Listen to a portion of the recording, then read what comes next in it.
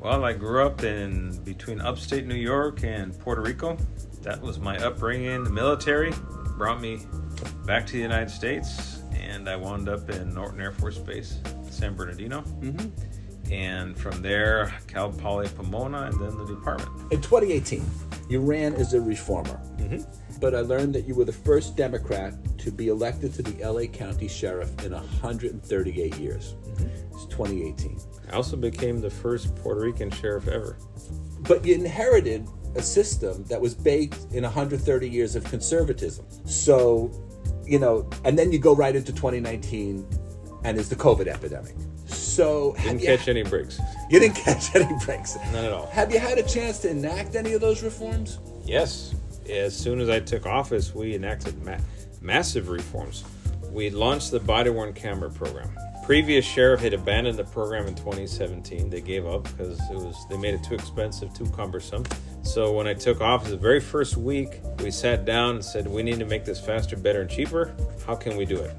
Put all the toys on the table and mapped a way forward. And it took us all the way till October of 2020 till we finally cleared all the red tape that the Board of Supervisors threw in front of us. You'd think they would have championed the cause with us. No, they were actually resisting getting the program launched. So we finally overcame all the resistance, the bureaucracy, and the program has worked incredibly well. My first week in office, we kicked ICE out of the county jail. That was a campaign promise. It worked wonderfully well. We followed that with a permanent moratorium on ICE transfers.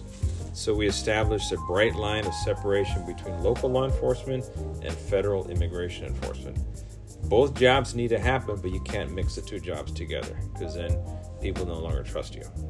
Those are big reforms. Those moved the needle nationally because I was the first sheriff to do this, and got death threats from certain camps behind it, got hate mail from the Trump White House behind it. So you would have think that would have been something that people hailed and appreciated, especially from my own party.